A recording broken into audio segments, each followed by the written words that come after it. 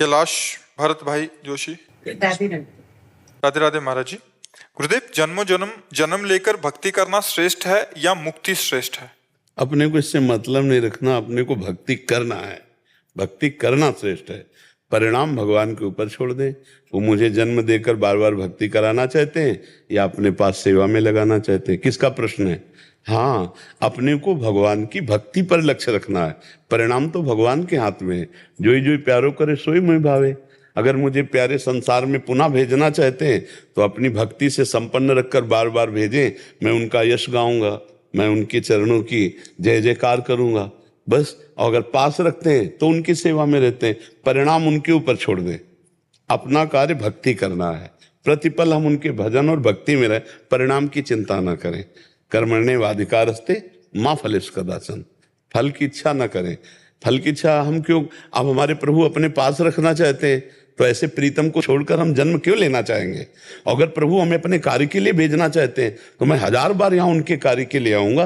तो ये बात हम अपने प्रभु के ऊपर छोड़ देते हैं। उत्तम बात है, मेरे स्वामी क्या चाहते हैं, मैं क्या चाहती हूँ।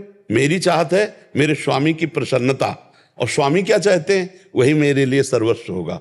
वो आदेश कर दे जाओ बार बार जन्म लो, तो बार बार जन्मूंगा, मरूंगा और उनका जस गाऊंगा।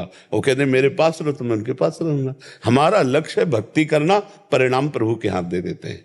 उत्तम और अधम हमने ये नहीं सोचते, हम सोचते हैं मेरे प्रभु की इच्छा क्या है। जय विधि प्रभु प्रसन्न मन होई, करुणा सागर की जय सोई। हे करुणा समुद्र, जिसमें आपकी प्रसन्नता हो। आपकी प्रसन्नता मृत्यु लोक में बार बार भेजना है, मैं राजी हूं। आपकी प्रसन्नता अपने पास रखना है, मैं राजी हूं। मैं राजी हूं आपकी रजा में, मेरी कोई इच्छा नहीं। अपनी इच्छा को प्रभु की इच्छा में मिला देना ही भक्ति है। जाहि न चाहिए कबहु कछु, तुम सन सहज सनेह, बसहु निरंतरता सूर सोराउर निजगे। कुछ नहीं चाहिए, आप जिसमें राजी हो, बस यही बात समझना है। भगवान उसके हृदय में प्रकाशित हो जाते हैं। अब हृदय में भगवान प्रकाशित हो गए, नरक भेज दो तो क्या फर्क पड़ता है? और हृदय में भगवान प्रकाशित नहीं तो स्वर्ग में भी है तो क्या फर्क पड़ता है? कोई आनंद नहीं, वही विषय चिंतन होगा। तो हमारा लक्ष्य है भगवत चिंतन, हर समय भक्ति में रत रहना। परिणाम मेरे प्यारे जाने, परिणाम क्या करेंगे दास का, ये प्यारे जाने। समझ पा रहे आप? अमित खन्ना जी, कनाडा से। राधे राधे। राधे राधे महाराज जी। महाराज जी, संसार में समाज में इतना दुख देखा नहीं जाता, कोई उपाय है? चश्मा हटा ले, दुख वाला चश्मा हटा ले। दुख है नहीं, दुख का चश्मा लगा रहोगे तो दुख दिखाई देगा, सुख का चश्मा लगाओगे तो सुख दिखाई देगा। और सही पूछो तो आपके पास दुख का चश्मा नहीं, दुख सुख दोनों का चश्मा है। और एक चश्मा आता है जो निर्विकार है। जैसे व्हाइट चश्मा लगाओ तो जैसा है वैसे दिखाई देगा, लेकिन लाल लगाओ तो लाल दिखाई देगा, हरा दिखाओ तो हरा दिखाई देगा। अभी व्हाइट चश्मा नहीं लगा, एकदम क्लियर। क्लियर क्या? बहुनाम जन्मनावंते ज्ञानवान माम प्रपद्यते, वासुदेवा सर्वमिति सा महात्मा सुदुर्लभा। सब जगह भगवान है। सिय राम मैं सब जग जानी, करूं प्रणाम जोरी जुग पानी। कहाँ दुख है भाई? चश्मा बदला। सिय राम मैं सब जग जानी, करूं प्रणाम जोरी जुग पानी। सर्वत्र मेरे प्रभु। आपको सर्वत्र दुख दिखाई दे रहा है, सर्वत्र प्रभु है, और प्रभु है आनंद स्वरूप। गीता में भगवान कह रहे मत्ता परतरम नान्यत किंचिदस्ति धनंजय, मेरे सिवा और कुछ नहीं। तो हम चश्मा बदल लें, भगवान ही भगवान। अब जो दुख दिखाई दे रहा है वो ऐसा है, जैसे हम फिल्म देखने गए तो फिल्म में मार पीट हिंसा सब कुछ दिखाई दिया, लेकिन बाद में आकर के अगर कोई रोता हुआ आदमी मिले और आपसे कहे मैं बहुत दुखी हूं फिल्म देख के, तो आप हंसोगे कि नहीं हंसोगे? क्यों हंसोगे? क्योंकि आपको पता झूठा है, आपको पता है झूठा है, और वो सच्चा मान लिया इसलिए वो रो रहा है बंदा। आप सच्चा मान लिए इसलिए आप दुखी हो रहे हो। उमा कहूं मैं अनुभव अपना, सत हरि भजन जगत सब सपना। सपने का रील चल रहा है। अच्छा, दुख किस बात का होता है? किसी को शारीरिक पीड़ा, किसी को मानसिक पीड़ा, ये देख के, और ये तब मिटेगा जब वो अपनी भूल को मिटा दे। वो अपने को शरीर मानकर पापाचरण करता रहा, पुण्य आचरण करता रहा, सुख दुख के लपेटे में पड़ा है। अगर वो अभी देखे तो चेतन अमल सहज सुख राशि, ईश्वर अंश जीव अविनाशी। अविनाशी भगवान का सुख राशि, भगवान का अंश, वो कभी दुख पा ही नहीं सकता।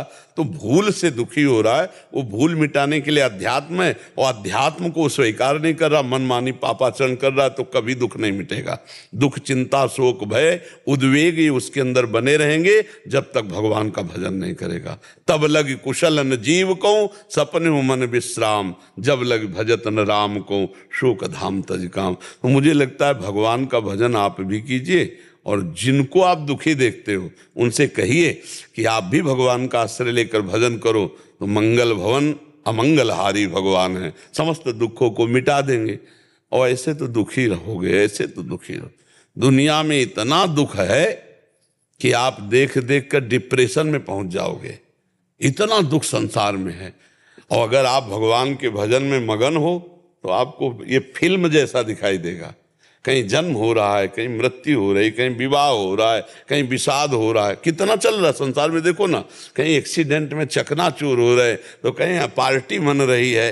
यहाँ सब पूरा भगवान का माया जनित खेल हो रहा है, सत्य कुछ नहीं। एक भगवान विविध रूपों में अपने को ऐसा लीला दिखा रहा है। वही सृजन करने वाला, वही पालन करने वाला, वही विनाश करने वाला। वो अपने आप से अपने आप का सृजन, अपने आप से अपने आप का पालन, अपने आप से अपने आप का विनाश कर रहा है। यही अज्ञान दुख दे रहा है। अज्ञान हट जाए तो दुख नाम की चीज नहीं। दुख एक भ्रम है, वो हट जाए बस। ये शरीर मैं नहीं हूं, पर इतना भ्रम बैठ गया कि मैं ही हूं, अब दुख ही दुख भोगना पड़ेगा।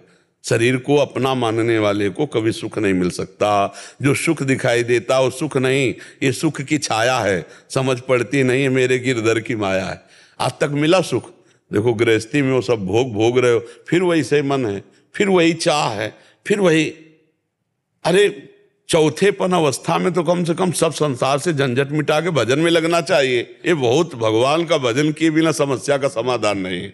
समस्या का समाधान बिना भजन के नहीं है। भजन करो तभी निकल सकते हो। भगवान से विमुख है, भजन नहीं, तो वृद्धावस्था कैसी निंदनीय कटेगी।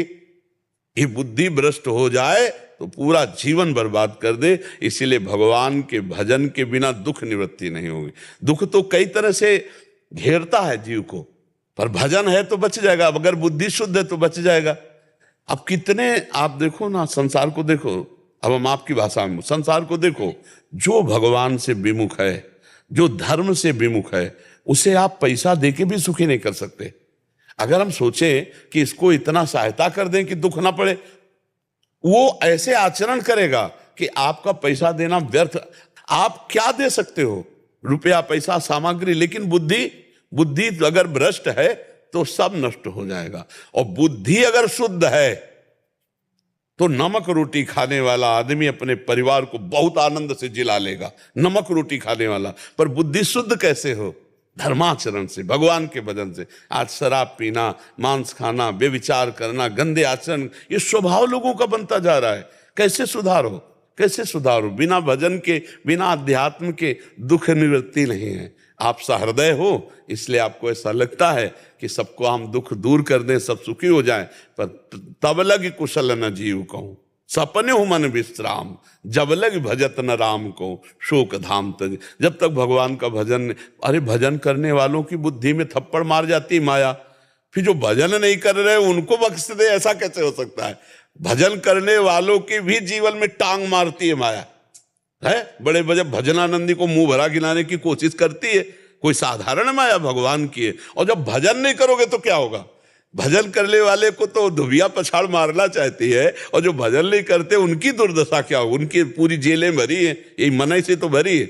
मन ने प्रेरणा की ये करो और बस जेल। अब किस किस को? एक जेलर साहब आए थे, तो उन्होंने कहा मैं इस बात से दुखी हूं कि हमारे कैदी चिल्ला चिल्ला के रोते हैं।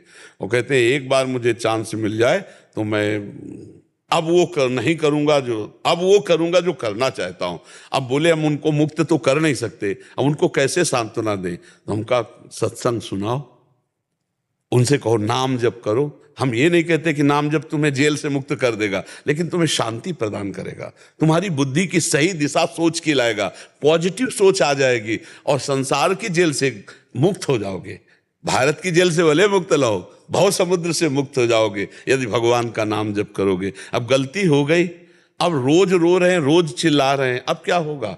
पहले बुद्धि शुद्ध हो तो बात बन। इसीलिए बुद्धि को शुद्ध रखने के लिए नाम जप, भगवान का भजन करो, स्वयं करो और दूसरों को करवाओ, तो दुख निवृत्ति हो सकती है, अन्यथा दुख भोगना ही पड़ेगा।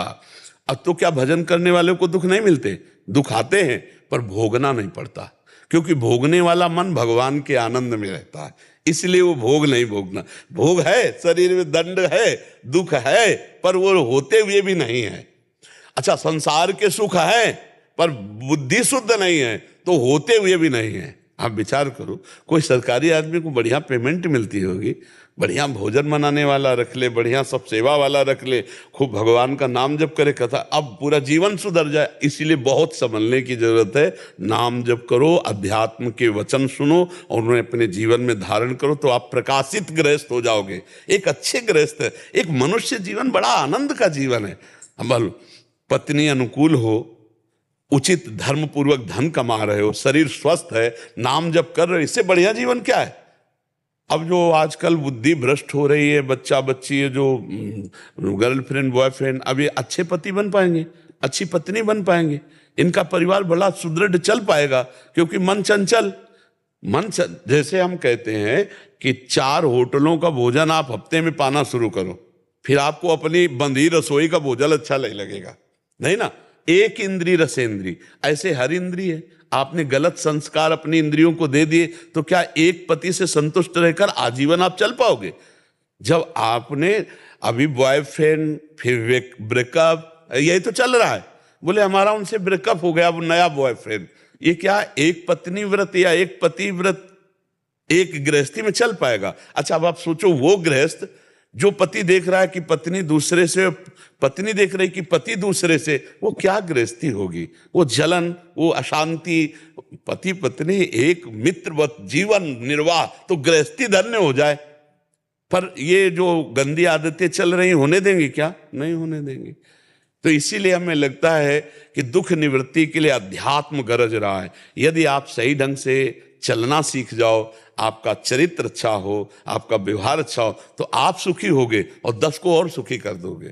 और अगर आपके आचरण गंदे तो आप दुखी होगे, 10 को और दुखी कर दोगे। माता पिता, रिश्ते नाते, आसपास पड़ोस, अच्छा आपका जैसे भाव है तो आप किसी को भी दुखी देख के दुखी हो जाते हो ना, अगर वो सुखी हो जाए तो आपको अच्छा लगेगा ना। तो एक गलत आचरण करने वाला बहुतों को दुख देता है। ये आचरणों का सुधार होना केवल भक्ति और भगवान के मार्ग से हो सकता है, दूसरा कोई उपाय नहीं। चाहे जितना विषय सुख दे दो, वो कभी सुखी नहीं हो सकता। महाराज ययाति अपने जीवन को भोगा, अपने बेटे के 1000 वर्ष की आयु भोगी, तब उन्होंने कहा धिक्कार है यार, कुछ सुख नहीं मिला, अभी तक वो वैसे ही चाह बनी रही। इसलिए उन्होंने निर्णय किया कि भगवान से विमुख पुरुष को संपूर्ण विश्व के भोग मिल जाए तो भी वो तृप्त नहीं हो सकता। इसलिए भगवान का भजन अनिवार्य है, भगवान का आश्रय अनिवार्य है।